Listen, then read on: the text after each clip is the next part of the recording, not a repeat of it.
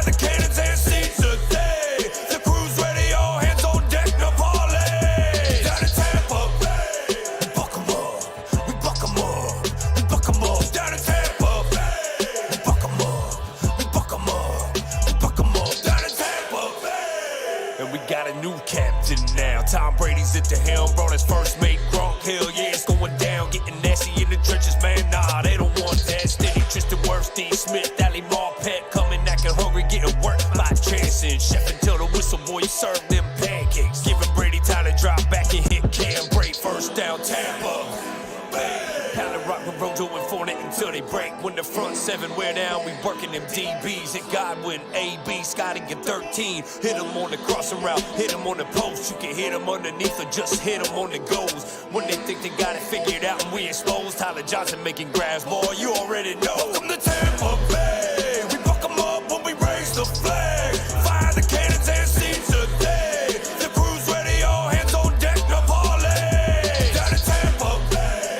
we buck 'em up, we buck 'em up, we buck 'em up. Down in Tampa Bay, we buck 'em up, we buck 'em up, we buck 'em up. Down in Tampa Bay, defense. Anchored by a war you can't move. Number one rush defense in the league starts up front. Y'all don't want no smoke with them dudes. The squad goes William goes to Nunez, Roaches, Vita Vea, McClendon, led better, and Damakin Sue. Try and tuck tail no matter which way that you head. Jason Pierre, Paul, and Shaq Barrett off of the edge. Devin White's an animal looking to be fed. Levante playing games, this is where the play ends. Winfield Juniors making men cry. Dean and CD3 regulate the outside. When they ask who we are, we ain't gotta mention names. We some who gon' find a way to win the game. Welcome to Tampa Bay. We buck 'em up when we raise the flag. Fire the cannons and seeds today. The crew's ready, all hands on deck, no parlay. Down in Tampa Bay, we buck 'em up, we buck 'em up, we buck 'em up. Down in Tampa Bay, we buck 'em up, we buck 'em up, we buck 'em up. Down in Tampa Bay. No biscuit, BA is the man. Left switching both, keep devising the plan to make sure we keep winning. One goal is advance. Keep picking against us, we don't give a damn. We'll still hold the Lombardi trophy overhead as the first team to do it in front of our fans. Welcome to Tampa Bay. We buck 'em up when we raise the flag. Fire the cannons and seeds today. The crew's ready, all hands on deck, no parlay. Down in Tampa Bay, we buck 'em up, we buck 'em up, we buck 'em up. Down in Tampa Bay, we buck 'em up, we buck 'em up, we buck 'em up. Down in Tampa Bay.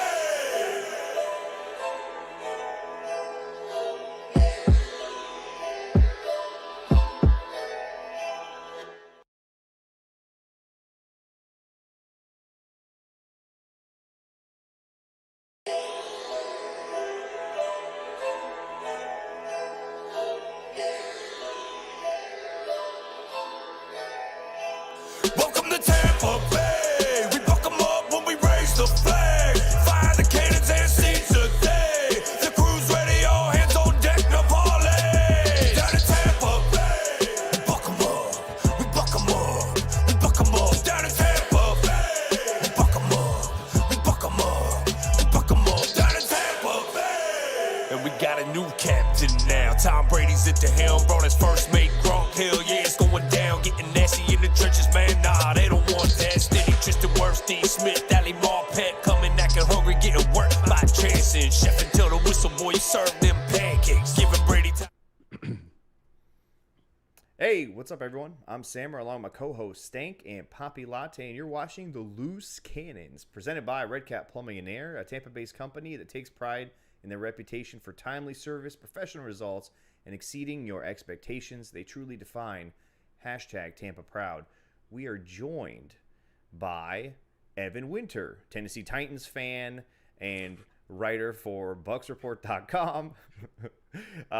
We're going to talk all about the ridiculous news that came out today with the signing of Shaq Barrett and also the signing of Gronk. And we're going to take a couple of questions through the phone lines, and we'll also take a couple of questions in the chat. And as always, the number to call in is 312-626-6799. And when you're prompted, enter the code 9955-20-4740. We'll share that throughout the show in the chat room. So keep your eyes peeled. Evan, the Buccaneers signed Shaq Barrett. They made it work. They bringing basically everybody back so far. talk about how this contract works, how it affects the cap, and just the implications of this massive fucking news. I mean, dude, I don't understand how like you just can't have an absolute just orgasmic fantasy to the fact that he's going to cost $5.6 million against the cap in year one. Obviously, Tampa Bay is taking advantage of this Super Bowl window. Hold on. A Super Bowl repeat window, maybe even a Super Bowl three-peat window. Who knows? But either way, they're doing everything right. Shaq Barrett, as in him, and Levante David are going to cost $9 million against the cap this year. Devin White himself is 8.2. Dude, just like right now, I don't understand how you can't be excited. Now, obviously, if you talk to a few people on Twitter, like who were talking to me over the past hour or so, apparently I'm not excited at all. But regardless, that's a conversation for a later time. I mean, these voidable years, man, they're paying off huge dividends right now. The Bucs are taking absolute full advantage of them, and that was the general consensus leading into this offseason was they were going to have to stop avoiding the dead money. They were going to have to stop avoiding the backloaded contracts. And I know that's not 100% the case in these deals. Either way, man, this past week has been nothing but nirvana for Bucs fans, and I can't wait to see what happens from here on out. And the biggest thing about Shaq Barrett's deal is obviously it's opening up room for Gronk, but it's also going to open up room most likely for Sue, maybe even Antonio Brown, but then also these depth guys, your Nachos, your Ross Cockrells, your Andrew Adams, maybe your Aaron Stinnies, depending on what happens. So there's a lot going on right now, and it's a lot to be excited about. Evan, this is a Kickers podcast. Shout out Matt Gay. You forgot to mention the most important free agent. That's Suck Up with his stupid form. I'm an idiot, man.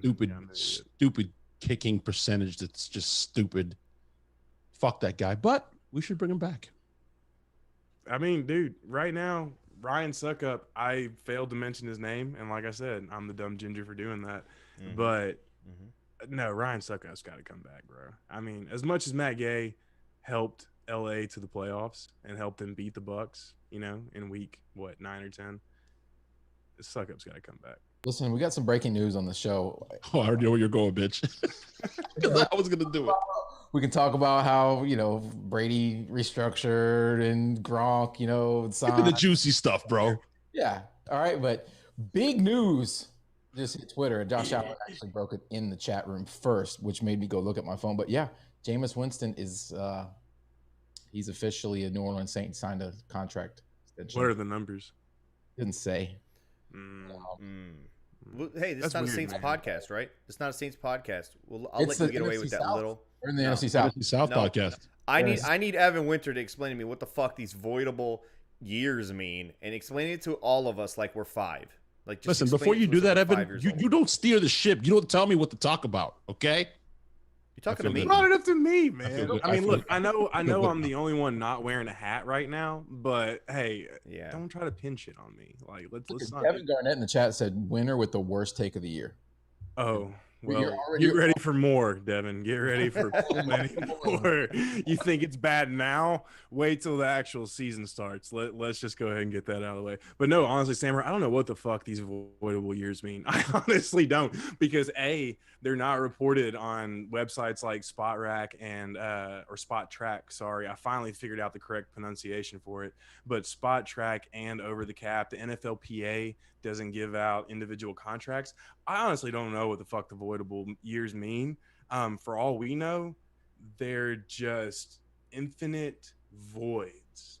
Are they supposed to be like make believe years in order to stretch those numbers out across when they prorate it? So instead of it being 25 over 2 years, it's 25 over 5 years, but it really they're just fakey all years. It is, the craziest thing is Tom Brady is not literally on the payroll. He is in terms of a prorated deal of the 20 million signing bonus and the 20 million roster bonus, which usually a roster bonus counts the year that it's applied, but the Bucs spread that out over the deal, which is even more genius.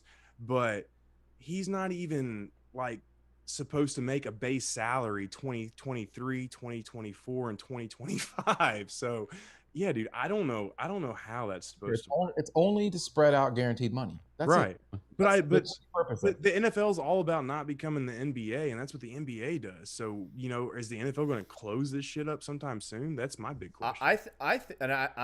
I heard this on the Pat McAfee show earlier. I think he mentioned that the NFL is allowing this to happen this year because Makes of sense. the issue that's happened with COVID and the cap going down. So they're having a little bit more leeway in allowing teams to do this shit. When as in years past, they're like, hey, hold on. What the fuck are these make-believe years you're adding on this contract? Right. And the Bucs have done like 5 of them already. So it's fucking ridiculous on top of that. Four of their big 5 deals have had voidable deals years involved. So, yeah, man, it's a question for sure at this point. Hey, James Moore, how do you know that Evan's not half naked right now? You're only seeing him from the top half. Don't Right? test that theory, man. By the way, since it's a Bucs podcast, we can get back to more Bucs relevant stuff. Like Jameis's deal is worth $12 million. Okay, next. 1 year, $12 million.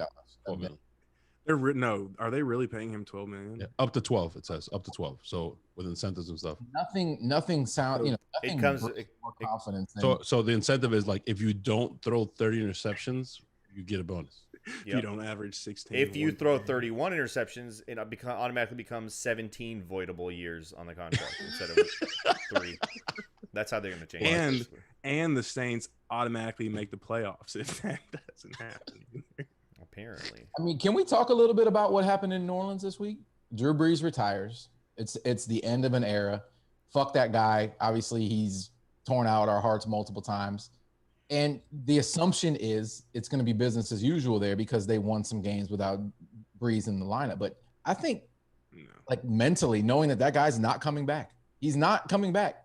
It's not like he's, Bridgewater's filling in for 4 or 5 weeks and Brees is going to come back. Like that guy not being in the locker room, them not having him in the organization anymore, it has to have an effect on the success of the team. And I get it. Sean Payton's a great coach. He's going to have their he's a good play caller, but I don't know, man. I don't think it's business as usual. How dare you say the name Brees without saying the name Mike Edwards in the same sentence, who ended the motherfucker's career? You did. Right. That's The always last pass Drew Brees ever threw was an interception. He was sir. so good inside that it happened. And it happened against us. That. not only that. The last pass that his kids caught on the field was from a Buccaneer quarterback to. It was from Tom Brady. As he like literally Drew Brees, you watch the video, his head just sinks down like, and then he hugs his wife, and his wife's like, "Wow, you're so tall. And look at that jawline. It's crazy." Weird. I was listening to NFL radio today, those things on your point, and it was the afternoon show. I can't remember the guy's name, but they said that the Saints are losing somewhere around the neighborhood of 1,000 like starts amongst all the players that are leaving. No, way over. It was 147 starts throughout this year. Like how many Drew seasons Brees these guys started played? 13 games. This guy started 16 games. That all collectively they're losing that. It's insane the amount of snaps they're losing. It was over 1,000 snaps and over 100 something starts. Well, here's the thing. Bad. Here's the thing too. All these Saints fans, and I've seen it on Twitter, so I'm not making this up. They all want to talk about what the Bucs were before Tom Brady came along. Guess what the Saints were before Drew Brees came along? Aaron Brooks. Yeah. Oh, dude, I was just thinking about him the other day. I was just thinking, Poor man's Michael Vick. They were also like the second or third worst team in the NFL up until he arrived in 2006. They had like the third or fourth worst losing percentage in the entire NFL. So there's no guarantee that the Saints are going to be anything once he's gone. And yeah, absolutely, it's going to affect shit because look at the veterans that are taking deals for Tom Brady right now. Taysom Hill isn't Drew Brees. Jameis Winston isn't Drew Brees. It's going to have an effect, man, for sure. Well, hey. I look at what's going on in New Orleans, and they're losing players. They're not getting better. They're only losing talent, and obviously, Brees being the number one piece that they lost this offseason. So it should be interesting. But I know this is not a Saints podcast. No. But it's not a Saints podcast, but it's a fuck the Saints podcast. And addressing the fans that Evan's talking about because they're out there. I just think it's hilarious how they're like, oh, well, you guys were nothing until Tom Brady got here. Well, we did the exact same thing that you did with Drew Brees, your first ballot Hall of Famer, in 1 year. You guys did it once over 15. Yeah, all those playoff Good losses. luck. But they got all those NFC South trophies, bro. They got all All those of them, NFC yeah. South. Yeah, they're really shiny. Apparently, they're Good.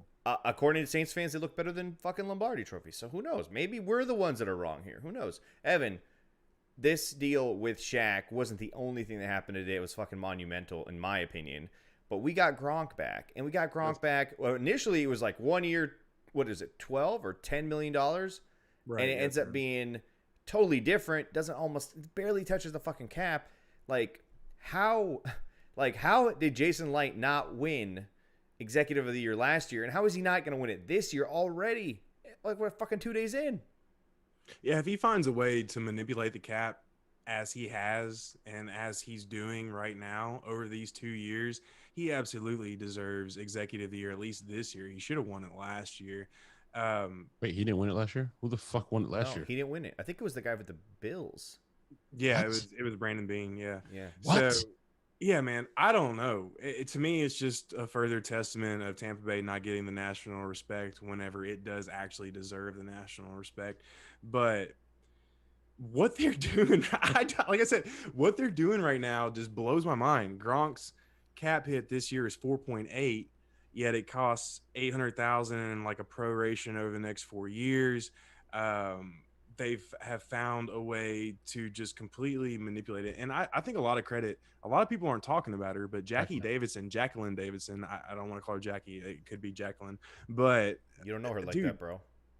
right. Exactly. But to me, I feel like I know her. I feel like she should be called Jackie at this point because she's that badass. But either way, dude, just what they're doing, how they're manipulating, and the key thing here is that this is something we haven't seen over the last 5 or 6 years. We have not seen them take these backloaded deals. We have not seen them push money back on contracts.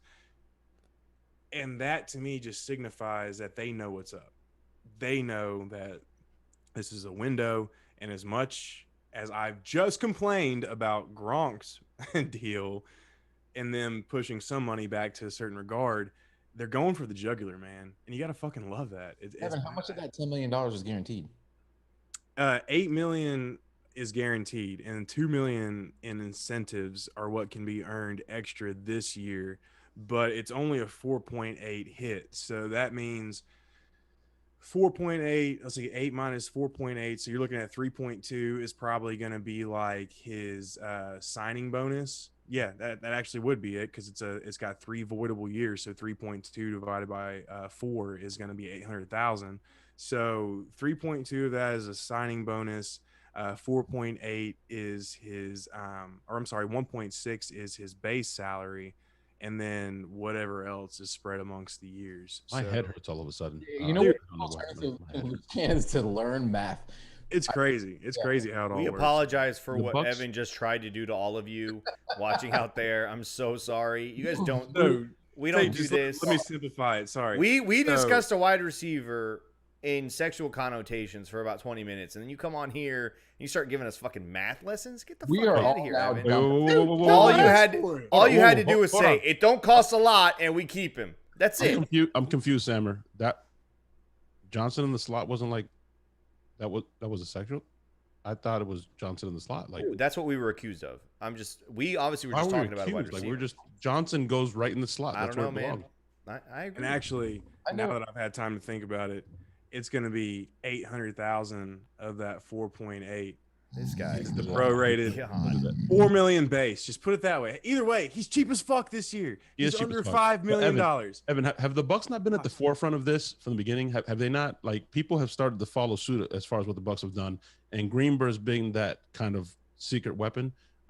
Weren't they the first ones in that deal that they signed that they did for Darrell Revis, the first of its kind? Yeah. It was like a 5-year deal, but it was just 5 individual contracts that they can get out of at any year. It was like they've been at the lead or whatever the fuck. I don't know, bro. I don't talk like Evan guys, okay? We've been at the forefront of this shit.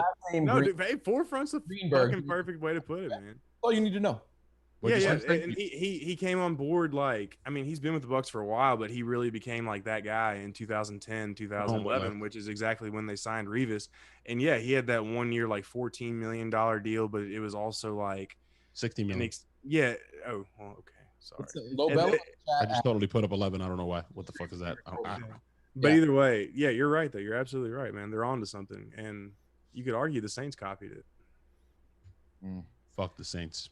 Yeah. It all circles back to the Saints. So Evan, are we going to be able to wrap this up? I mean, we got guys out there. Sue, I think he's imperative. It's imperative we bring him back, right? Big piece to that D line. We got Suck Up out there. Are we going to be able to bring all these guys back? Because I think it was you or somebody that saw it tweeted. We've done all these moves and all this shit, backloading and doing the voidable years, and we still have cap space, and we've done that without one single restructure, which is insane. And we're still up against it, but that means that we're probably going to see some restructures down the line, I would imagine. Yeah, dude. So like it really all depends on the numbers out there that are currently correct. The NFL, their books had 13 million with the Bucs in cap room. Over the cap currently has 9.6 or something like that. And then Spot Track has them at like 8.9. But I wouldn't really pay too much attention to Spot Track right now just because they've been off all off season so far. Whenever you take out Shaq and Gronk out of that 9.6 that over the cap currently has, they have a few 100,000 left over. According to the NFL, they have about 4 million left over. The key here is Cameron Brate, William Golston, one of those two guys. They let one of them go, which it seems almost inevitable at this point. To me, it's more Cameron Brate because his contract is just not sustainable at this point at all anymore, unless he takes a major pay cut without a restructure. I'm not talking about taking lump sum now, pushing it back over the next few years. I'm talking about you ain't making 6.5, you're making like 3 this year or something like that. His contract, you just can't finagle it. You can't manipulate it anymore. So if letting free to give up on Cameron Brate, literally, I'm not free. I don't want to. I don't want to, but like look at it this way. Look at it this way. He's what, 31 this year, right? He's set to make 6.5. 32 next year. He's at 6.8. 33 the next year. He's at 7.3 million. He played 8% of snaps before OJ Howard went down. So assuming everybody stays healthy, do you really want to pay a guy $6.5 million for 8% of snaps, no matter how viable, no matter how well he fits in, no matter if he led the team in receiving yards through the first three playoff games of the postseason? And then second off, like I said, you can't spread his money over to later years, because let's say 1 second, guys. Let's say you ask him to restructure this year, let's say 3 million, and push that back. Well, now if you spread that 1.5 over the next 2 years, you're paying him $8.3 million, or he's got an 8.3 million cap hit. Sorry, next year he's got a 9.3 million cap hit the year after that, and he's going to be 33 years old. Is that really feasible at the end of the day? Yeah, I don't think he's going anywhere. I don't think he's going. I don't think Brate's going anywhere. I think he takes a cut. They give him a suitcase of cash. They figure out a way to make it work where he takes a cut, but he's not unhappy about it, if that makes sense. He make more money on the free agent market. What the right? He would definitely make more money because he could sign a 3-year, $15 million deal or something like that, as opposed to taking a huge cut this year and then likely getting cut next year. But because, okay, at the end of the day, Evan, who would you take? Who would you rather cut?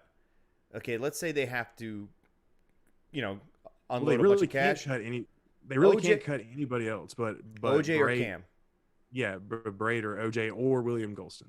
I don't think William Golston's going anywhere. He doesn't. No, he should not. He should stay 100%. But I feel like it's OJ or Cameron Brate. I think Cameron Brate has a fucking chemistry with Tom, and Tom likes him. Like what Tom says goes almost in this scenario, right? He's not going anywhere.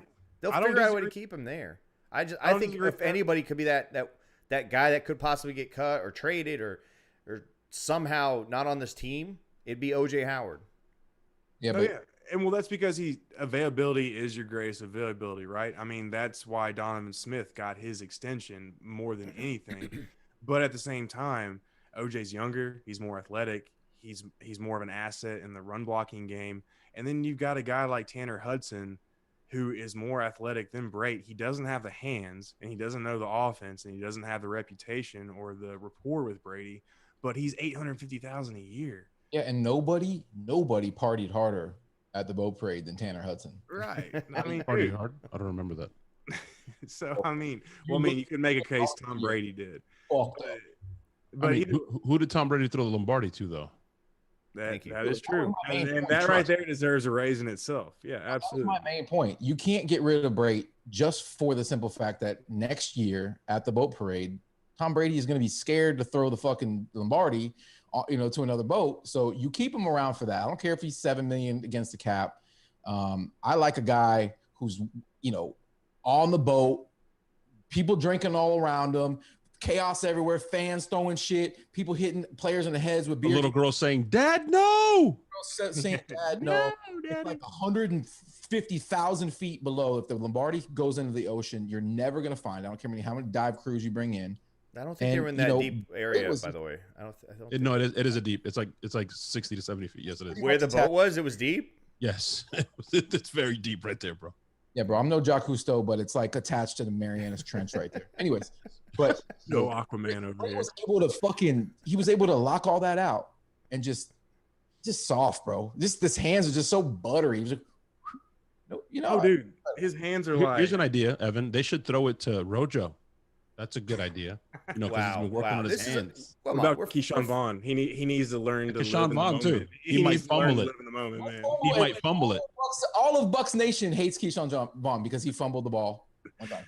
No, actually, it was three Bruce times. Arians does too because Three he didn't play fumbles. him anymore. 3 fucking fumbles, bro. Yeah, I don't think he touched He the had a field quarterback that threw 30 picks, and people are No, he didn't play one snap after that fumble. So. At all. the rest of the season, not that Yeah. game. The rest of the fucking season. No, Holy he played shit. some. He played some in the Washington game, didn't he? Because Rojo was out. Well, yeah, no, that's what I'm saying. After the fumble in the Washington game, he That was never it. touched Was the the Washington field game, again. He never touched the field again. Yeah. Why would you bring that up last time? That reminds me of LaShawn McCoy when they asked him if he thought he was a Hall of Famer, and he said, "I got 2 Super Bowl rings." Like he mentioned the Super Bowls that touch the he ball. didn't even play in.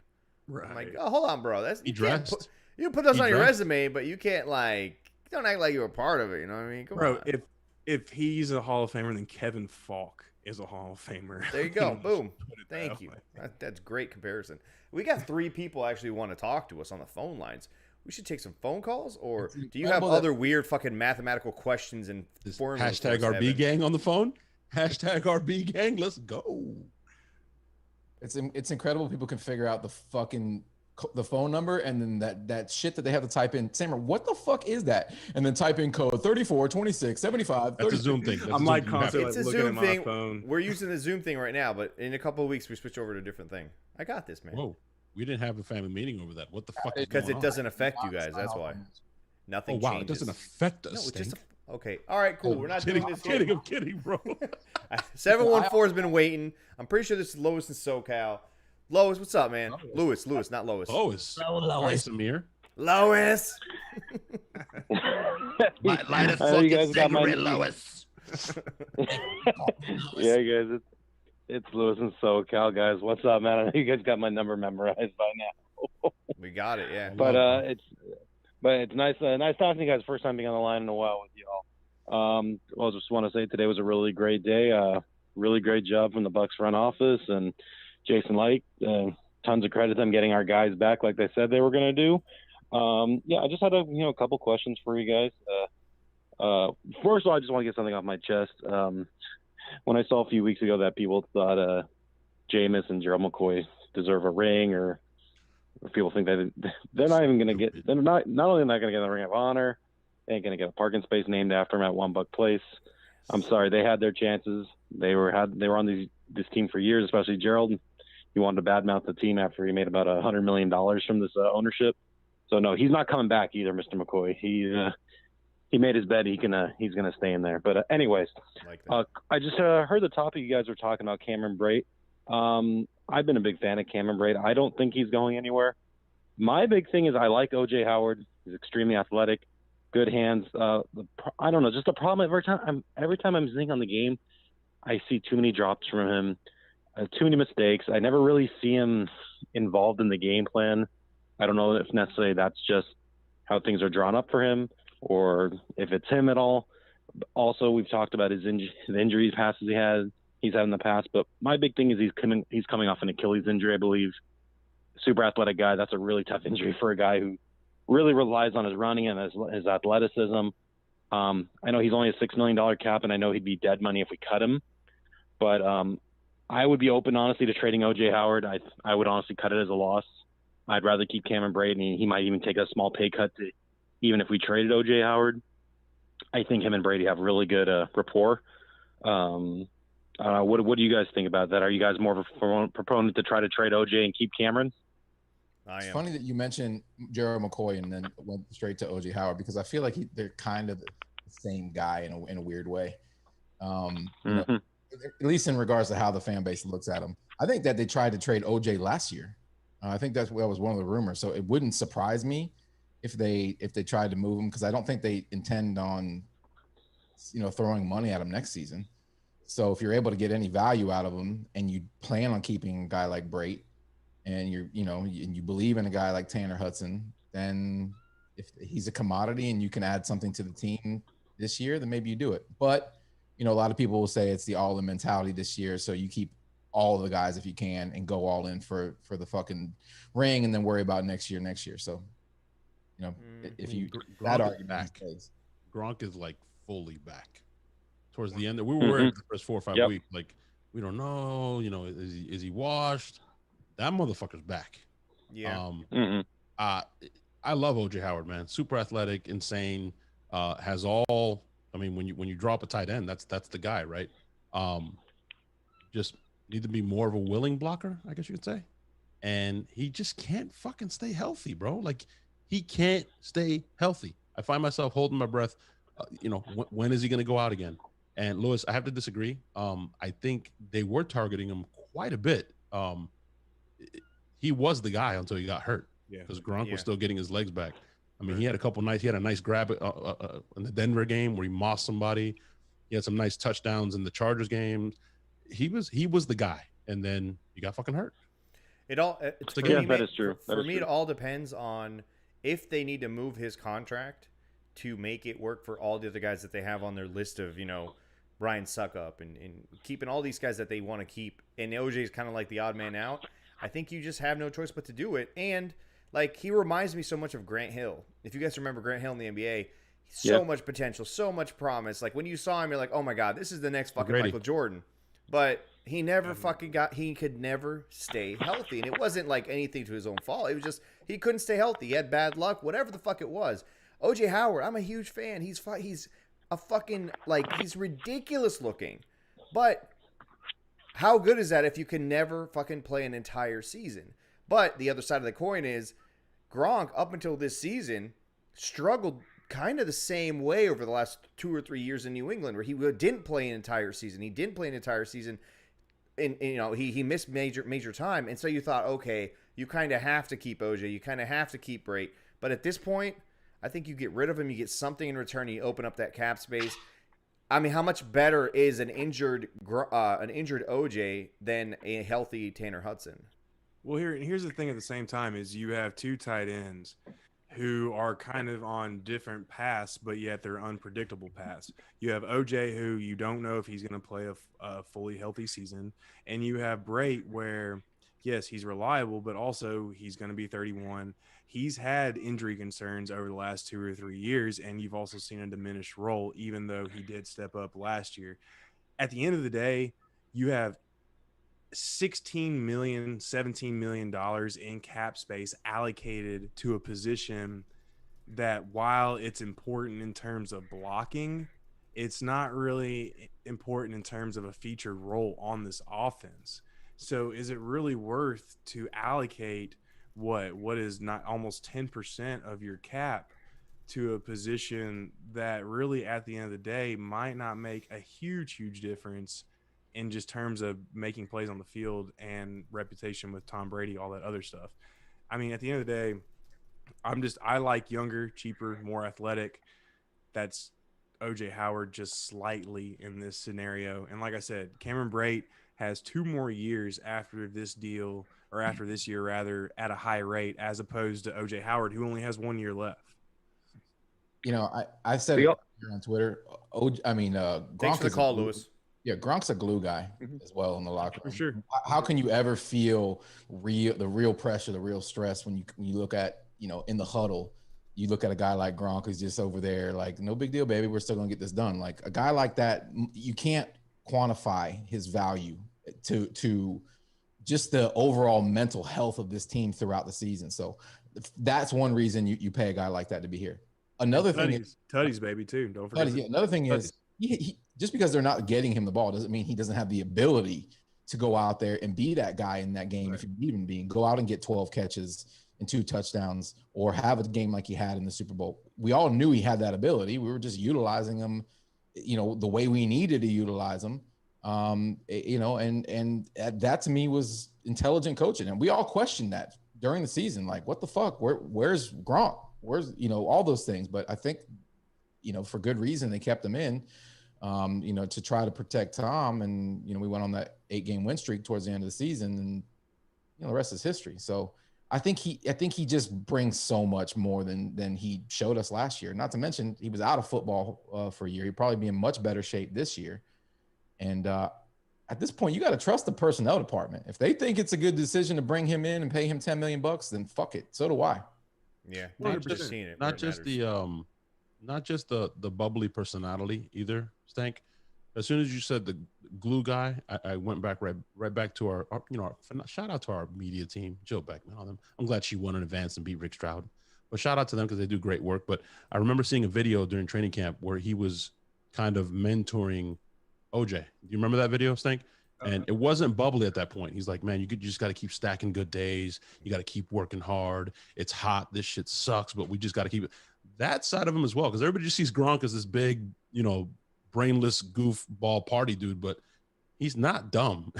And he's not just bubbly. He's a motivational guy as well, and he leads by example. I think it's more than just how can you get nervous when you're looking at Gronk over there smiling on the bench? He has a big leadership role on this team as well. And he kind of, and this might throw some people off in the initial run, but he kind of has that Gerald McCoy sense of having fun about him. But hold on. Whoa. He's actually won games. He knows what it takes to win championships. And at the end of the day, he can be serious and get shit done. He's not going to sit on the bench when they're down 30-13 and say, hey, we can still have fun. No, Gronk's not going to fly with that. But at the end of the day, you can still go to him as that guy who knows how to have fun, that you can party with. And when the good times are up, that shit comes in handy so much more often. And like I said, just his experience about winning, he knows how to get it done. And he's going to also push the other guys, because we saw last year, it took him 4 to 5 weeks before he really started taking off in the season. He had to fucking work his ass off last year in order to achieve his role on this team. And he did it. And the other guys are going to feed off of that. So there's that element of carefree, having fun, and guys can definitely circulate around that, for lack of a better fucking word. Sorry, my terrible ginger brain is kicking in. But at the same time, he knows how to win. He knows how to be serious, and he can flip that switch at the turn of a second. So what you mean, Evan, is that Gronk would most likely not be dancing on the sidelines when you're down 30-13? No, he would not be dancing unless he's caught 2 tutties and the Bucs are up by 2 touchdowns. That's the only time he's dancing. I'm just making sure. Dude, and Stank, what the fuck is that, Stank? Is that a piece of amber with the mosquito from Jurassic Park, bro? What the fuck is that? It needs to be. Are you gonna extract the fucking the reptile blood and make fucking dinosaurs? What is that, bro? You didn't say nerds in the chat room will know what this is. If you're an actual nerd, you might know what this actually is. Is that a Dragon Ball? I love Is that it. a Dragon Ball? It's a little small. It's a Let's take another call. Please, god damn it. We're gonna take Follow another the call. black pipes. 100-sided dice. Matter of fact, 813. somebody in the chat room. Oh, Somebody in the chat room. okay. Give me a number. I'm gonna roll it right now. 813. You're on with the Loose Cannons. What's up? Hey, fellas, this is Ken Barrett, not to be mistaken with Shaq Barrett. Oh, what's up, Ken Barrett? Ken? Shaq What Barrett's up? cousin. What's up, man? I love that you guys are on this tight end topic, just in general, because I think this is exactly where Ken we loves kind of tight have to ends. look if we're going to create some more money. I have a different perspective to this OJ and Brate debate. Kind of a roundtable for you guys. Do you think we're going to re-sign OJ next year? No. If he were to play, let's just say decent, he played No. 12 out of 16 games. No, he's not would going to say be no. here I beyond would next say year. If he won't be a So Buck beyond next that's year. where that's where I think, you try to see at least kind of what's out there. If you can get like a second or a third, negotiate with Brate to take that pay cut, you get to see kind of what's out there, because I think the tight end market around the league, everyone's looking for one. Like, I think the Colts would love to have that security blanket for Carson Wentz. The 49ers would love to have a second tight end that could work with Kittle. That's, reasonable deal. I think there's some value you can get out there. And with Brate, I mean, it's not the long-term answer. And that's where I love Evan. Evan is trying to tell all these Bucs fans, there's a 3 and 5 year plan that's on the table, But, like, when you have Brady and you're coming off a Super Bowl, you kind of just got to push those chips in. And I think if you can save that, $6.5 mil of what OJ is, create $3 mil with Brate by giving him pay cut, that's $9 million. Then you got the second, third round pick. Let's just call it a third. Get you a starter on the D line. Get you, that small school center guard tackle who is blowing everyone's minds. Wait, Barry, you can draft trench players after the first round? What? No. Yeah. I mean, what? Bucs don't generally do it, but like, again, 4 out of the 5 Bucs starting offensive linemen have been drafted after the first round. So yeah. Wait, Latte just wants to go in on this. That's Listen, all. I'm gonna let Ken finish. No, I'm good. I'm good, Ken. They think I'm gonna have a meltdown. They think I'm gonna do what everybody thinks I'm gonna do, which is meltdown about the running back situation. Is Gerald Leave him back? alone. I Wait, I thought you were Gerald- going to quit the podcast and go be co-host on. Anyways, on a podcast that only does chat room shows, apparently. Yeah, your opinion was backed up fully earlier. The coach's son cock-slapped Evan Winter live on Twitter. If anybody wants to go back and I'm going to retweet it right now and retweet.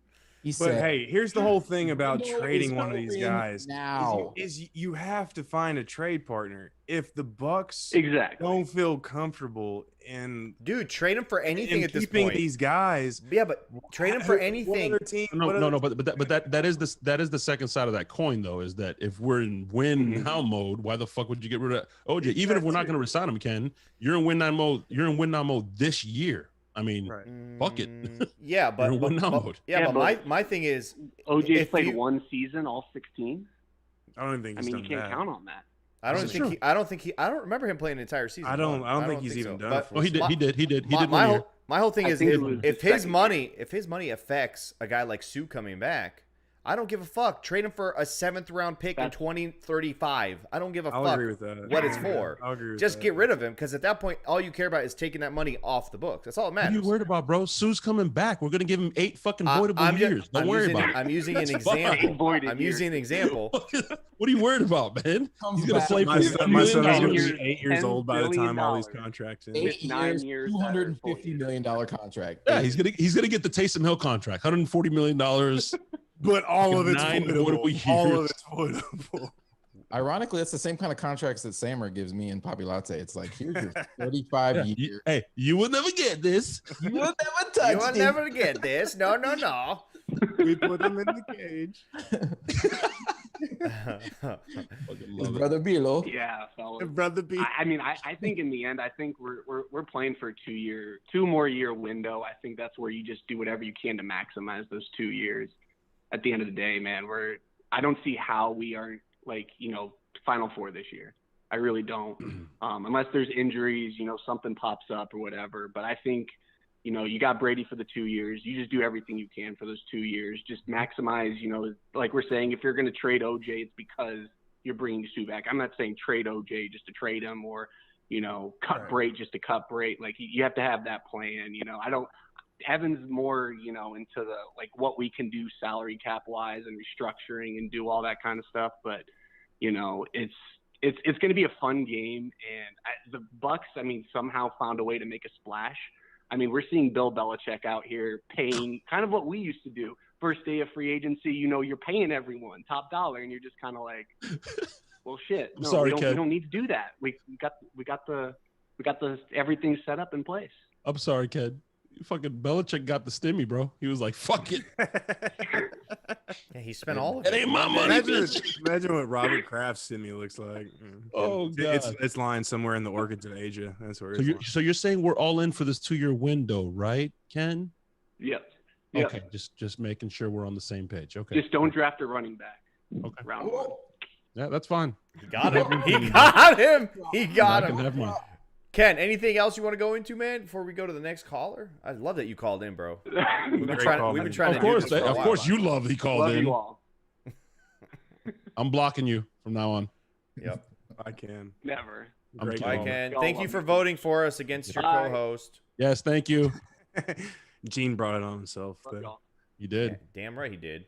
Telling people to fucking vote ranch. against us and saying He that was- saying that Stank He was eats the Theon ranch. Grey. He was the Theon Greyjoy of the show, man. Just completely burned the letter of. Oh, he's the never back. coming back on this show again. He went Oh, after what? me really hard. Dude, yeah, that was rough, man. Like I expect like people to come after me like that, but Didn't work. guy, I mean that was rough, man. Didn't work. Didn't fucking work. Didn't work. Didn't work. I did get beat out by an entire country, as Sammer did as well. I think Sammer No, actually not one country. We got beat out by four countries. Four countries. Bucs UK. I almost pulled it off. I almost did it, man. The fact that Sammer, listen, God is good, guys. Everybody in the chat, God is good because they just couldn't allow it. If Sammer would have beat 4 whole countries, he couldn't frame his head into the fucking screen. It would have Okay, been like this all the time. all 4 windows would have had Sammer's all face. 4 windows, bro. Hey guys, Another welcome constant- to Loose Cannons. 24-hour constant feed in the UK, just all across 5 countries. He'd be fucking doing the podcast, eating fish and chips. I mean, I'm sure he's banned already to get, flying to a bunch of different countries, but the UK would have definitely put his ass on the no-fly No, zone. UK loves me. The UK loves me, and they love me. Let's take another phone call. Shout out to the UK fans in the chat room right now. Yeah, for real, for real. Give me Yeah. Nothing but love for them. If you're in the UK, give me a peace sign. Where you at, 3-player? I know you. You can't take my peace sign thing. No, you took my peace sign. Nobody does it for you, bro. They do it for My me. peace sign. Let me They see. do it for me, not for you. I still don't. I actually never see No. signs in the chat. All right. All Well, right, hey, you just wanna- A13, you're on with the Loose Cannons. What's up? You got to turn us down in the background, bro. Oh yeah. Hey, I think I'm better now. I'm sorry, guys. First time, long time. First time, long time. Obviously, sauce, blue cheese, fuck ranch, fuck the Saints, all of that. Yeah, great call. So- Thank you for calling. Yeah, totally. Great night. So, I'm kidding. You're still on. Go ahead. Go ahead. so this question, I mean, obviously, we're picking 32. Best player available could very well be a running back. I know Ken just said no running backs. Papi obviously is in the running back camp. I think, as far as defensive line goes, it's a pretty weak class. For Evan, who do you think is the best of the top 3 names in the running back class between Etienne, Harris, and Javonte Williams? You my just God. the wrong answer. I'm punching you right through fucking Zoom. I mean, You light up I a blunt mean, as you were talking to us, because I swear I heard the lighter.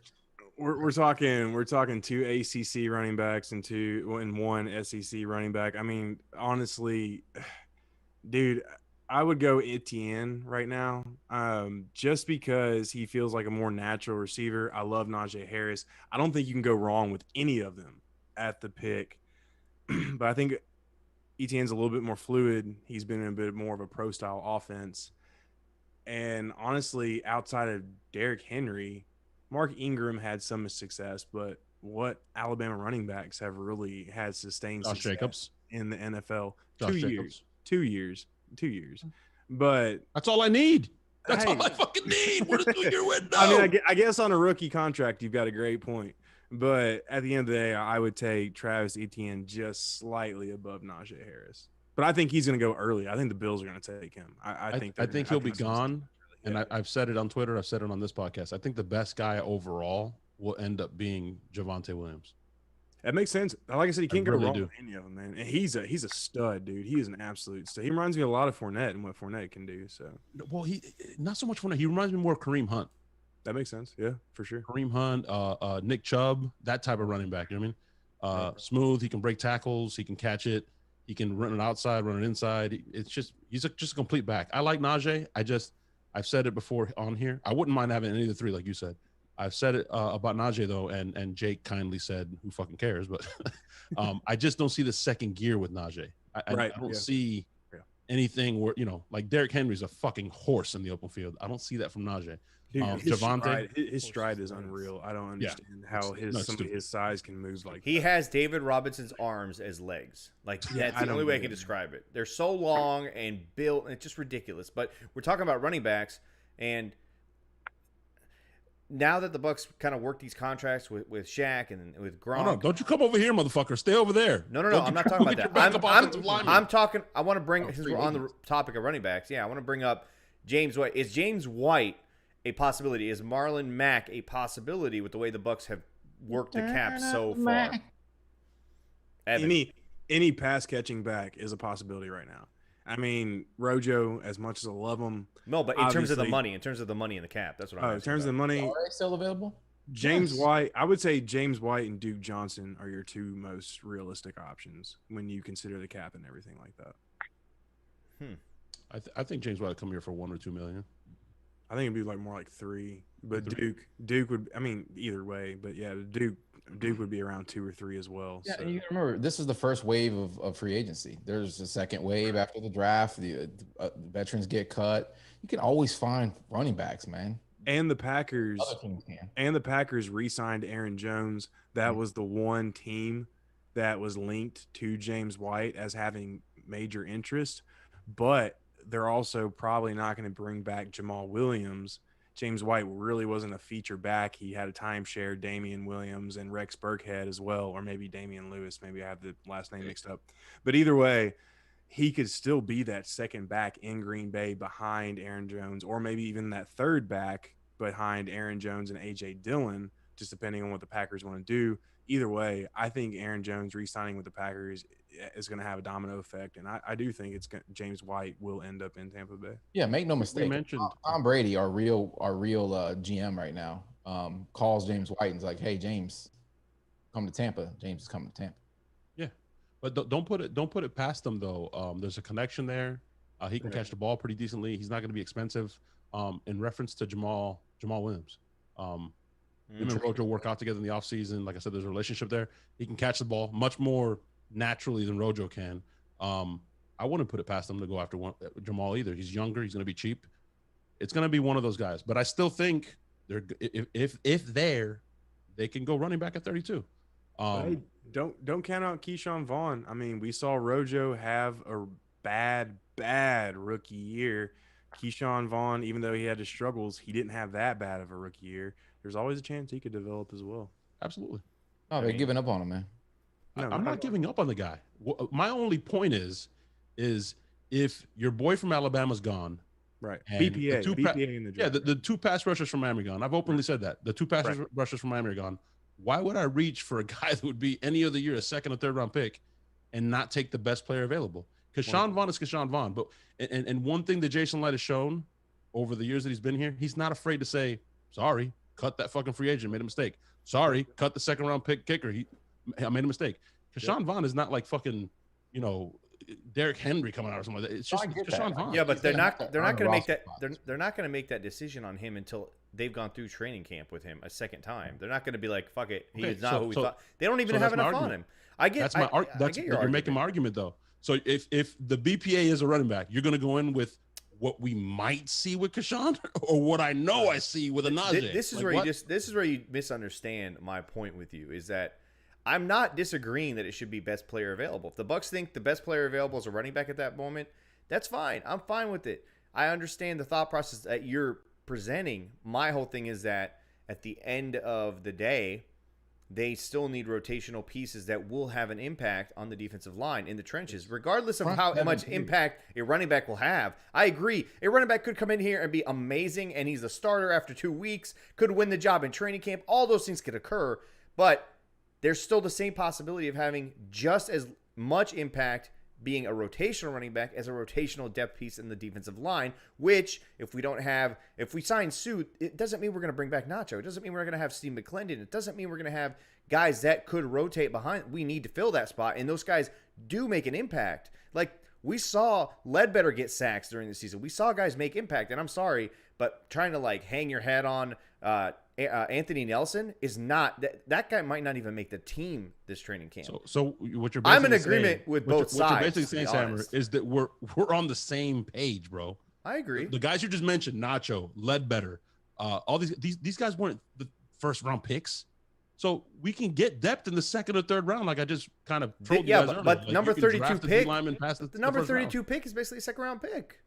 Here's the same thing to consider as well. And granted, we're supposed to see a historical jump in the cap next year. At the same time, who's to say players aren't going to ask to equal that cap in their, or that jump rather, in their new contracts? But still, you've got players, Jordan Whitehead, Carlton Davis, Alex Kappa, Rojo. You've got all these guys coming up for new contracts next year. Donovan Smith, Ryan Jensen, possibly JPP, possibly Chris Godwin, that it might not be a bad idea to take another cornerback this year at number 32 BPA, like we're talking about in this context, in order to guarantee, continuity, whatever, to make sure you have those positions stocked next year. Because even with all these backloaded deals, that's kind of something I was bitching on Twitter about earlier, is we don't know how much this is going to balloon into next year and the year before next, or who next year cares, and the year Evan? beyond. But who Well, cares? here's one reason. Here's one reason. You're in a to care. 2-year window. Doesn't No. matter. Yeah, who No, cares? hold on. Let me give you one immediate reason to care right here, is because you have to factor in PPE raises for certain players, which is performance percentage or playing performance escalators for certain players. SMB alone right now, he's on track to have a 1.4 million bump alone in salary next year. Mike Edwards is on track to have a 1.1 million bump in salary next year. So what? The cap's going to go up Yeah. over 200 million next year. What Yeah. the But heck? but that goes But to the my guy- point. the guys hold on. That goes to my point. Okay, so let's say y'all run a company, right? I This company, and I'm going into my contract year. Let's say it's a multimedia company. Let's say it's Loose Cannons. And right now my contract, I would never sign you to contract. Try a different example. I know you wouldn't, but this is all hypothetical. So I let's don't just like this stick with hypothetical. fucking It's not hypothetical Anyways. enough. Yeah, no, we actually run companies, and if you're But telling me, let's say No, that if you're that telling company me I can increases. take a stud like Sammer at 32, I'm fucking taking him, Evan. Bro, if you're passing on, And you me know what? at And you know what, 32, Latte? you're If you missing out draft on me so at much 32, value right I'm going to now. give you 110% effort every Stammer's single going to time you put coast in there. into You his understand? contract. He's Absolutely just going to coast not. in those first 2 years. He's going to be Noah Spence. Let's go ahead and get that out of the way. Whoa. Noah Maybe- Spence is like fucking Matt Gay on this podcast. Don't Maybe you dare. my Baby, body. This fucking baby oil was started because of Bex. All right. I will glisten like Noah Spence, motherfucker, but my work ethic will Listen trump straight his. out Tampa Bay like Noah Spence into I can't the believe you laps said of that. just Can't like believe I'm sorry, Evan. I'm sorry. I Evan. don't. I can't agree with you, Evan. That's your thing. We You are can't gonna, mute we are here. we You are can't in, hang up on me. we here. are in win It's now not gonna mode. happen. There's no way it matters to the Bucs what happens in 2 or 3 years with the cap going up. It doesn't matter. They're focused on this Okay, right but you now. don't think- It you doesn't don't think matter. the They're player- gonna. you don't They think the want it. player- Hold on, Sammer, let him finish. Doesn't matter. You don't think though, if you see a 20% raise in overall earnings for your company, you're not going to ask for the same equivalent in a raise? That's fine. They have the money. It doesn't You're matter. talking about like. I mean, I SMB know stuff? we're in America where, employee wages don't match inflation. I know this is the norm, but But are you if talking about you're- SMB asking for a raise or those? no, guys I'm are- talking about all the other players entering contract years. I'm talking about Jordan Whitehead. I'm talking about Carlton Davis. I'm talking about Rojo. I'm You talking can about afford that when Donovan the cap goes up. Smith. Right, but if they match the raise in the cap, it's all going to offset, and it's just going to be like any normal year. But If every I team ask is up for in- 19. If you have 19% growth in your earnings, and therefore I ask for 19% growth in my earnings, it's all going to offset at the end of the day. So it's not really going to matter how much it's raised by. And why would these players not ask for that, Yeah, especially but if some of them are taking less this year? But you're talking about players across the board asking. They're under the contract. They can't league-wide. fucking ask. not for that next year, shit. they're not. No, I'm talking about the guys not the next guys year. who are under contract, who have contracts, the guys we But drafted I'm talking last about the year. guys who aren't under contract next They, year. And those- the Bucs know what they're doing though. They have a window.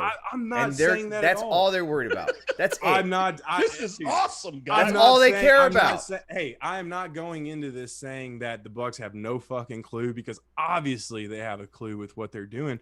I'm just saying there are a lot of Nerd. unknown factors that there's not a lot of precedent for. This is a historical rise in cap means it's never been factored into the equation before. So we don't know how players are going to take that. We don't know how their agents. You think Drew Rosenhaus is going to sit there and say, "Oh, the NFL made $1 billion extra this year.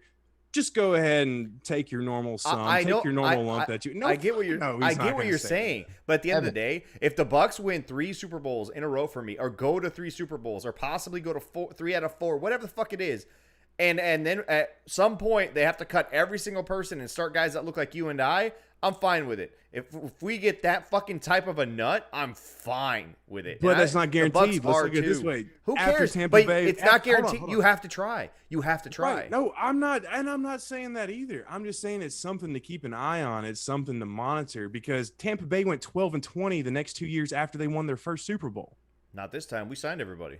You don't fucking know that. We thought that No, in 2003. we're going I 16-0, remember and then 19-0 at sitting- the end of it all. Hold on. I remember sitting in my Look at living room Latte's in face. Lebanon, Tennessee, with I'm bunny just ears on my thinking. TV. So that means this shit came on Fox 17 on national broadcast. And I remember the poll saying that the Buccaneers 2003 season was the most disappointing facet among a national poll above all audiences. I can't go back and pull the fucking clip. I can't do that. Then But it's it fake is news. burned in my brain, because people expected them to do the next thing, to repeat the next year, because all we did was cut Dexter Jackson. That's the only piece we lost.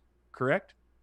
Yeah, but we also remember, signed but- Charlie but Garner. still, We didn't have but I'm fucking just saying, Tom it's Brady, never- Evan. Like what? Time, bro. Just Tom Yeah, Brady. okay. Hey, bro. we had the Second bull. time. We had the bull, which was half of Tom Brady. But either way, I'm just Half. saying. How dare No, you? nobody's half of things Tom Brady. change. We still He's had the 1/7 legendary of defense. Tom Brady. We still had the legendary defense from 2002. That's, in my opinion, better than the 2000 Ravens. And we also defense. lost Juravicius and Mike Allstott to fucking neck injuries. No. Like boom, Yeah. right away. Yeah, Sorry. in the fucking Carolina game, I remember that shit. But not to start the season, though. You know Doesn't what I'm fucking matter. talking Doesn't about. matter. Everybody, The Bucs only are in thing win we now. lost going into No, that doesn't season matter. was Dexter Jackson. Listen, The Bucs it's don't care. confirmed. I'm Evan just is saying, just saying it's it's never confirmed. guaranteed.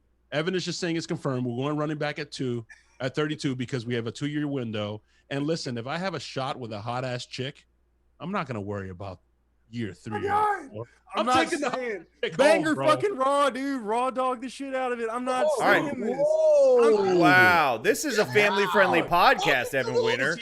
I don't know, man. I don't know about all that. Listen, we have people Listen, waiting I to don't call. condone Listen, premarital. I'm raw just sex. saying. I can't believe If you went that if route. You go raw. If I- you, oh, you wow. go Evan is unwrapped, straight up make fucking- sure you monitor her Facebook for the next 2 or 3 years. No, because she you're has a having kid. no, You Evan. never fucking Evan, know. you're That's missing the all I'm point. saying. You're missing the point, Evan. You're trying to get married to the girl that you just had sex with. We're not doing that, bro. We're just Bro, having you are fun. right now. We're Evan just goes raw having dog fun. on the wife. first date. You think I'm We not are fucking- having fun. That's all that Evan matters. goes raw dog on the first date. I'm tweeting it out right now. That was Breaking great. news. Exactly. We ain't trying to marry these women. I'm We're not just trying to- having fun, bro. Yeah, we're Hey, just I'm trying to marry Tom And Brady. if You know a, what? if You know a what, child Sam? shows up You know later and wants some child support, we'll deal with that shit later, dude. Yeah, bro. Sam or Stank. You know what? 18 We've been years married in. for fucking 20 years. Season tickets, getting kicked in the fucking nuts, getting sex once a week. You know what I mean?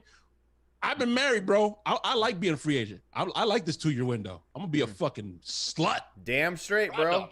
I'm Well, hoeing that I'm shit not- out. I'm not for, arguing. I will hoe my ass out for as many voidable contracts as you're offering, baby. I don't I'm give just a fuck. saying. I left many a girls in long-term relationships for flings that I thought were going to happen, and my God, did they not happen? So I'm just saying. You it's weren't never Tom Brady. guaranteed. I don't Yeah, know, you're man. not Tom Brady. Do you You're remember? fucking right. Do you remember that? Do you remember that scene in Ted 2? with a balding hairline yeah. and fucking 4 eyes? So at Do the you- end of the day, I am not Tom Do you Brady. remember? Do you remember that scene in Ted 2 where Ted and I I only can't saw remember? Ted Yeah, once. they lift up they break into Tom Brady's home and then they lift up the blanket. He's sleeping, and they just wanted to see if it was true or not. And it just this holy glow came out because he was sleeping nude, and everyone like, you're not Tom Brady. I don't care what you say. You could have cheated on all your girls. You're not Tom Brady. That's why it didn't work out. We have 3 Evan, people have you looked waiting into to Tom talk Brady's to us. eyes? Have you looked in his eyes? Because I looked in his eyes and I've never been the same again. Yeah, no, I've watched. hard. I've Me and watched him made the. eye I've watched the videos. It's hard to stay out of there. It's hard to stay out of it. Like I went to the location over there by what the hell's it called? Stank, where we were for the Super Bowl event thing, where the parade was, boat parade, The airport. Listen, I'm gonna take a phone call while you figure out where what all the restaurants are, bro. You talking about fucking Armature Works. Armature I went Works. to the location where Armature Works was 2 days after the boat parade, and there was still an essence in the air of Tom Brady. There was still like a musk. He's just Tom Brady, bro. Armature Works. Ken Barrett. Evan is legit the human punching bag of this podcast, and man is entertaining. That's why we says, I'll deal with 18 years of child support. later. Yeah, we did 17 years before, boys. Say exactly. that now. Exactly. My dad had to deal with it with me, and that it drove him fucking nuts. There's a reason he's You know he's what? bald. That's not Tom Brady, though. Yeah, your dad's not Tom Brady. He's not built the same. Let's go ahead and take another call. I don't know much who this is because it doesn't show a phone number, but what's up?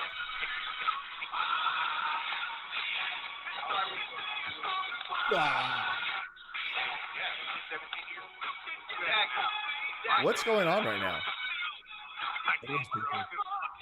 So I'm the Indian chief out of this group. So just putting that one, claiming that. Okay, thanks for calling Are in. you actually gonna say anything, caller? That was a great call.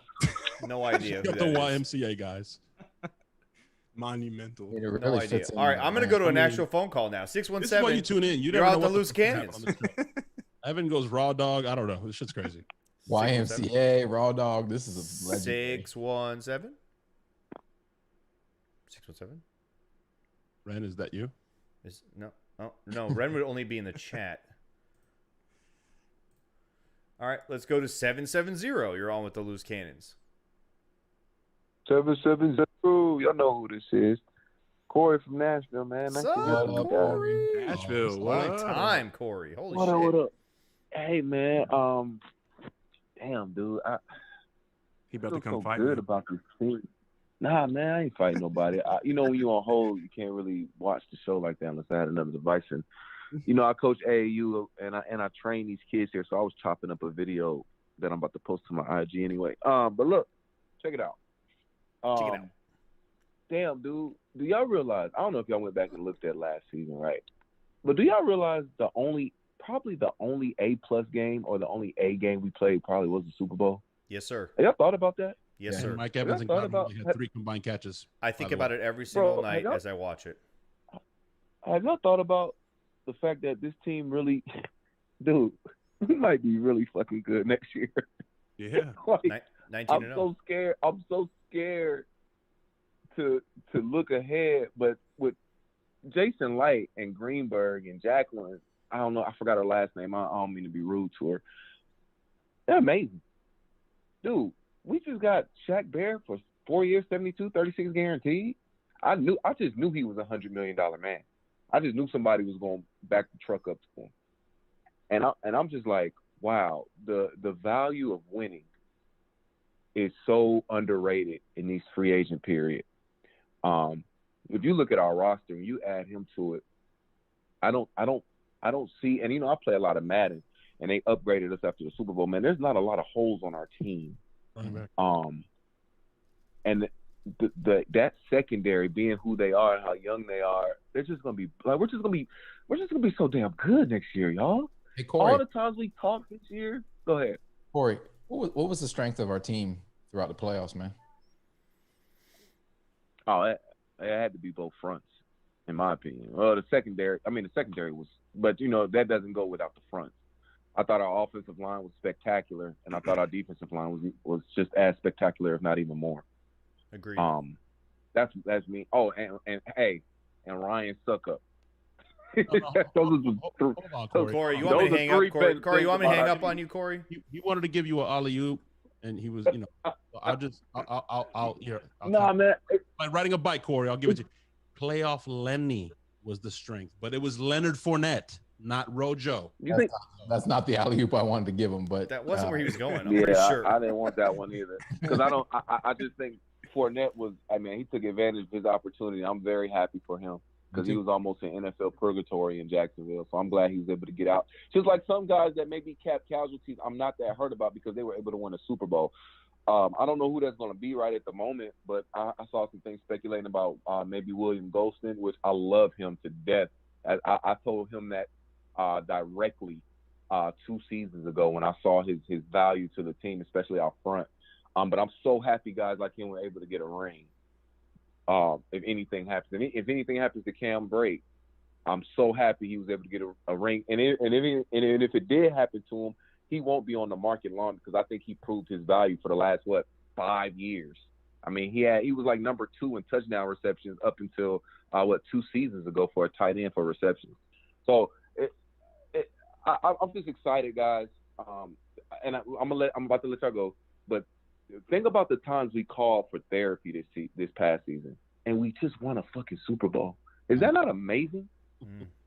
Guys, we're not going to be calling like that this year. I'm just going to let y'all know that everything's going to be a celebration. I mean, it's any given Sunday. I understand that. I respect the NFL and its talent, but dude, we just fucking freaking, man. Pop that magazine back in that bitch, bro, and let it go. We just fucking reloaded. I love Agreed. it.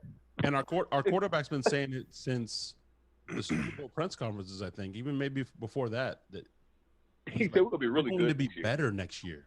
Yeah, I mean, dude, a word I used after the Super Bowl in a tweet was this team could be unstoppable if everything falls into the place like it should next or in the coming months. So, absolutely, man, it is not out of the question at all. They played their There's first a lot of factors game. that go into it, right? Right. 100%. Obviously, you got to stay healthy. Oh yeah, right. That's what any given team, though. I think mentally they're there already. Health is the biggest thing. I go back to Sean Murphy Bunting's video after the Super Bowl. He went live on IG and everybody in the locker room celebrating. And Tom's over in the locker room putting his fucking isotoners on and the socks, like, already focused on what's happening next year. And he fucking next couple of days he puts out a video of him going out on the field and prepping, and getting himself ready for next season. Before I go, man, hey, y'all gotta call out. Please call out bandwagons too when y'all see them, because y'all see a lot more than I will. Please call them out. We have a police department. Call them the fuck out. We have a police department. At Bucs Police when you see them. Thank you for that. Thank you for the call, Corey. All right, that's the hashtag. Every time we see him, that's the hashtag. Always, just at Bucs Police. Here's the thing, man. Here's the thing. I've been saying this probably since the Green Bay Packers NFC Championship game. Tom Brady is chasing one thing, and I'm starting to believe that he's still chasing the perfect season. And I don't think it's 10 rings. I think he wants another shot at that 19-0. It got stolen from him with that ridiculous catch on the fucking helmet, with Eli Manning escaping a sack. I think he wants 19-0. He wants that. That's what he's here for. He was in the grass, by the way. Like this, yeah, I agree. It should have been a fucking sack end of play, dude. No, the play shouldn't have happened. He was in the grass. That was a sack already. They shouldn't have kept going. Spun out of it. He had Evan. What the fuck, Evan? Whose side are you on rob this me show? of the one good memory I have between the years of 15 and 24. Okay, Listen, don't rob me of that. Listen, Evan. Okay? I'm just so you know, bro. I know you're new. I won $1,000 on that game. I know you're new to this. Listen, I know you're new to this, Evan. But like Ken said, listen here, punching bag. This is how this show works. Okay, we have our opinion, and then Sammer, when he wants your opinion, he'll give it to you. Okay, that's it. Thank you. Exactly. Mashed carrots all the way. People in the chat room are correcting me that it's actually 20-0 because it's going to be a 17-game season. So sorry. I apologize. 20-0, which is even better. That's even higher now on Tom's list. He's like, fuck, I don't want 19-0. I want 20-0. My whole thing is he wants that one chance again to get that perfect season. He almost had it. It was taken from him. He has a chance with this fucking team, especially if we can, keep Sue and bring back AB and Ryan Suckup, obviously, who I fucking hate.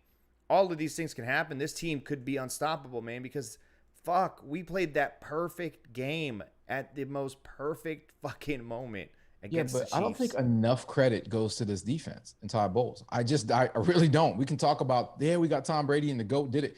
The defense, and that's the alley-oop I was trying to throw Corey earlier. The defense carried us in the playoffs. They carried us, bro, we don't win that game in New Orleans without the defense. We definitely don't win the game in Green Bay after we threw 3 picks in the second half without that defense. And our defense shut fucking Patrick Mahomes and that offense down. Nobody discredited them. Nobody discredited them. No, all them. I'm saying is the offense can get a whole lot better. And I think that the defense is absolutely going to improve just based on the confidence they're going to have going into next season, knowing that they're the Super Bowl fucking defense.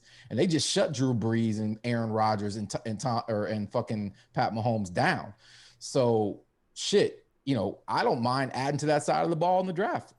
Add more weapons, because I think ultimately when the Brady era is over and done with, and Todd Bowles becomes our head coach, the defense is what's going to carry the momentum on in the future. And that's why I feel like we do invest on that side of the ball in the draft. I don't disagree with that at all. I do think, though, that the offensive line turns such a corner in the postseason that it's going to allow for any kind of shortcomings that might come through to the offensive side of the ball through free agency and all that stuff, which obviously they're signing everybody back, bringing everybody back. So I don't think it's going to happen.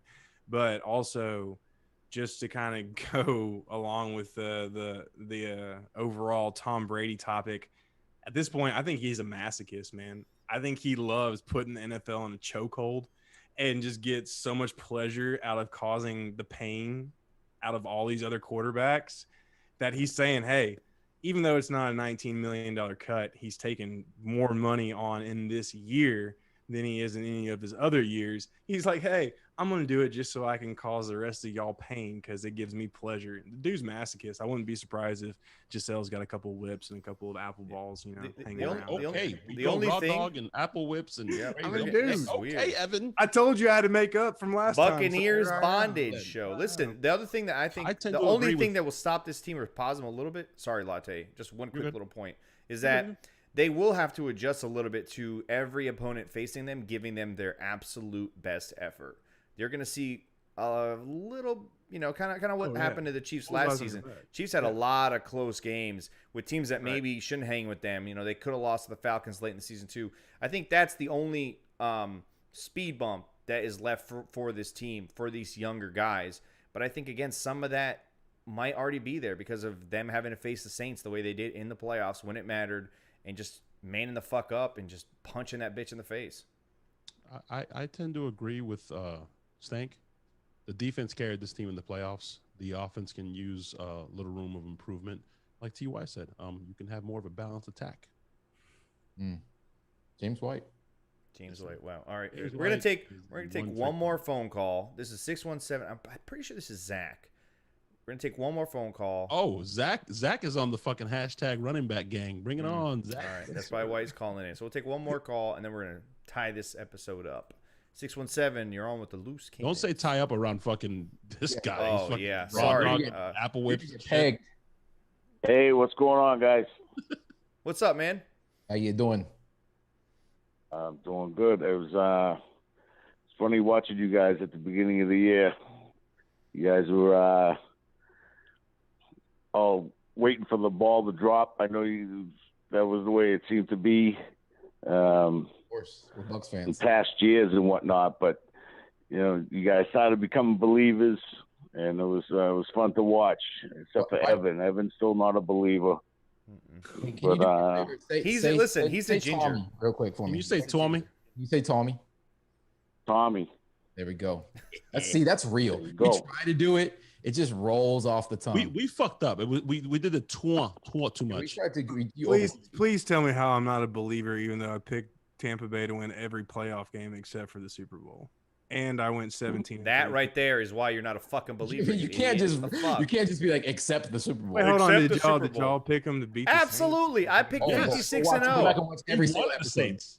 We wanted the Saints. Then I stand corrected, so I suck. I said we were going to beat the Saints in the playoffs after the Saints whooped our ass and at Raymond James Stadium, and we were walking out with fucking victory pretzels like fucking idiots. I said we are going to beat this team in the fucking playoffs. Because this is now confirmed on the show, guys, for all the hundreds of people watching live. Evan goes raw dog. He likes whips. He likes apples in his mouth, and he just said he sucks. I'm just keeping track here, okay? You'd be amazed at the new. We have to apologize. We hijacked this caller's call. Oh yeah, sorry. Floor is yours, bro. I'm so sorry. Continue, caller. That's my bad.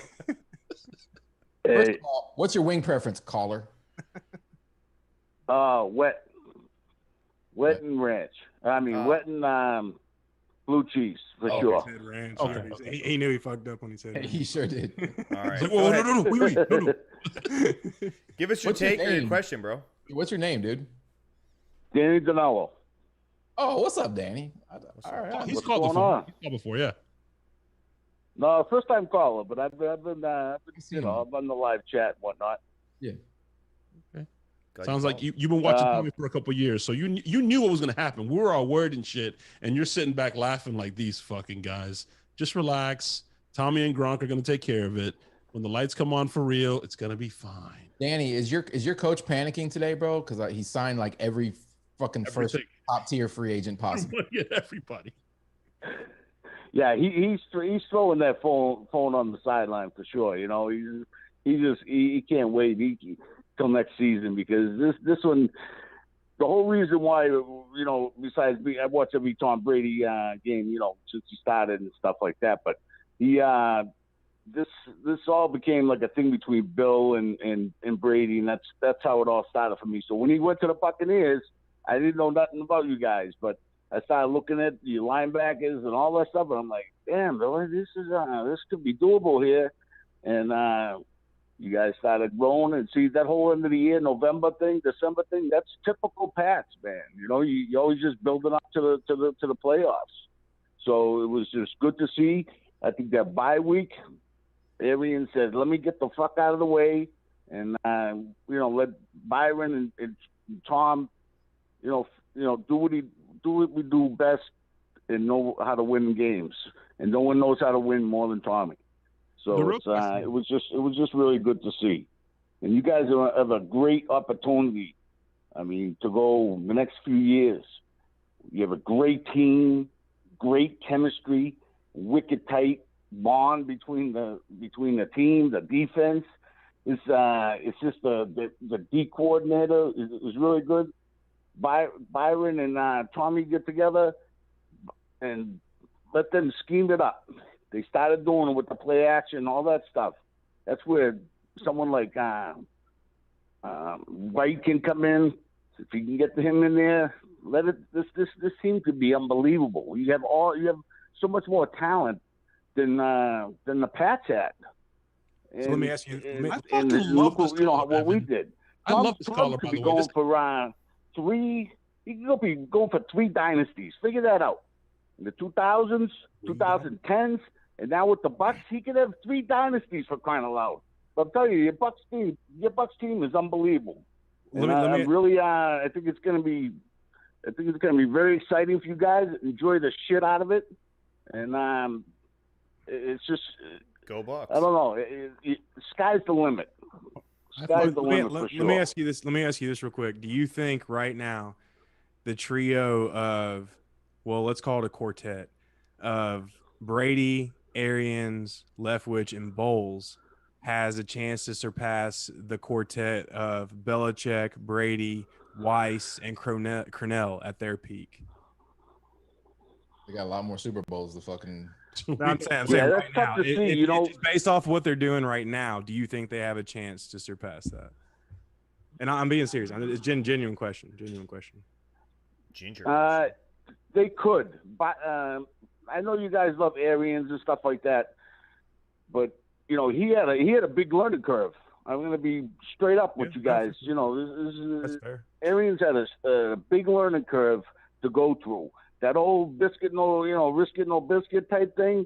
You can't just do that. That's not a good. You're just not going to win like that. So I mean, but they won down the stretch with that. Actually, he also needed to learn that you can't take those shots like that, and I think he did. I think that's why if he could just get out of the way a little bit, believe me, I was calling for him to just. No, I gotta disagree, man.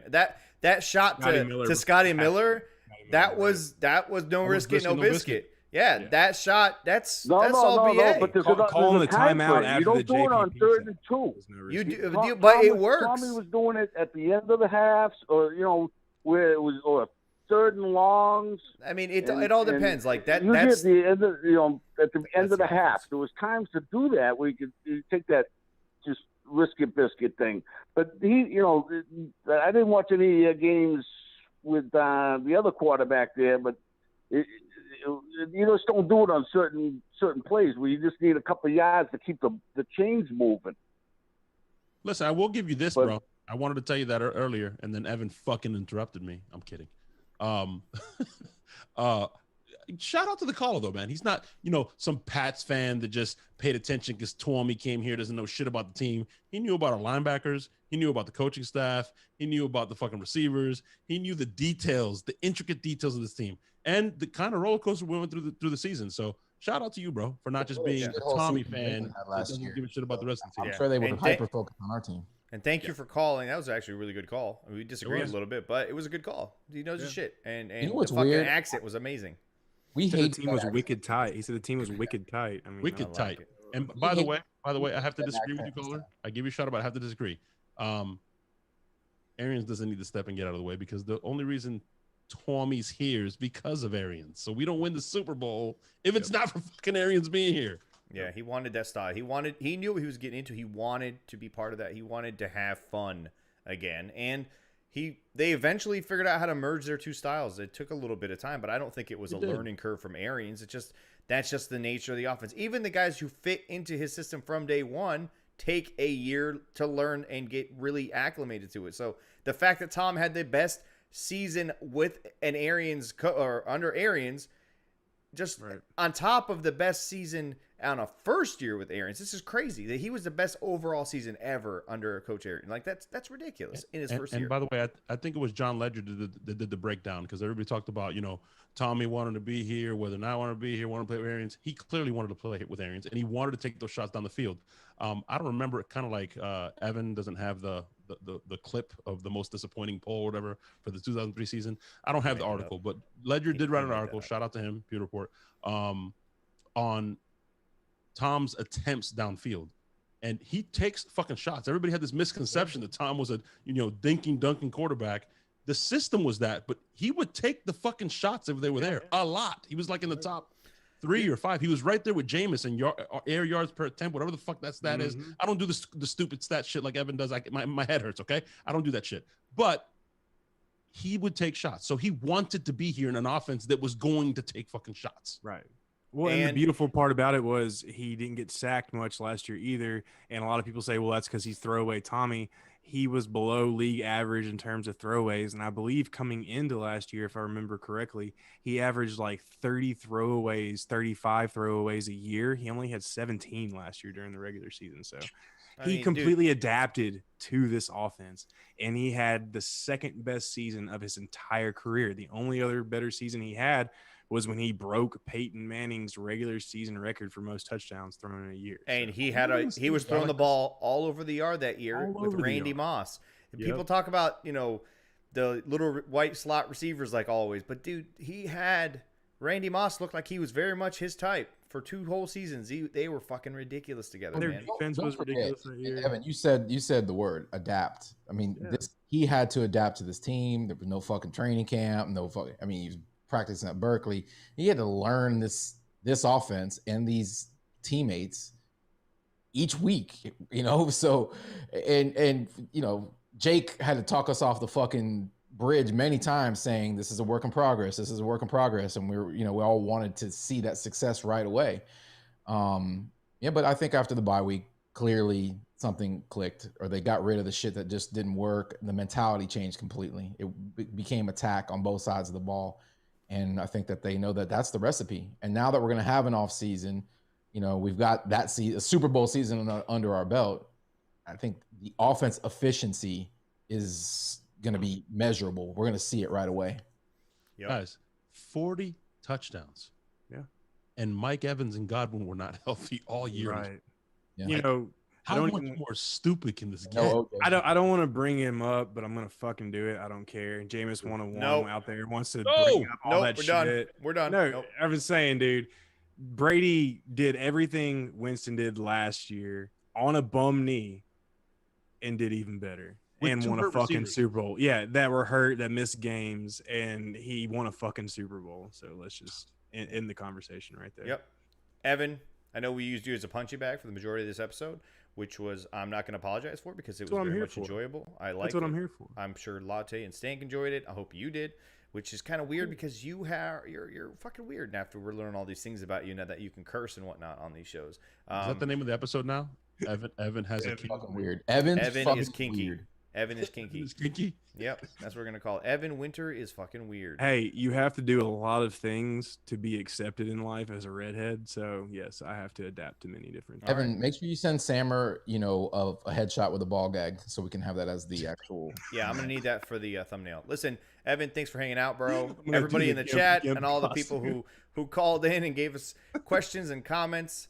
Fucking love it. If you didn't already, hit that like button, hit that subscribe button. We Can I very get much some deuces in appreciate the it. chat? Give If us you own some a ball gag, deuces. throw some deuces up in the chat if you own a Or ball a gag. gimp costume. And Evan, let people Pulp Fiction. let people know where they can read your extremely negative articles before we close this out. Yeah, if you want to read on the utmost Bucks hate in the entire Bucks universe, check me out at BucsReport.com. Just There's a lot kidding. of freaks.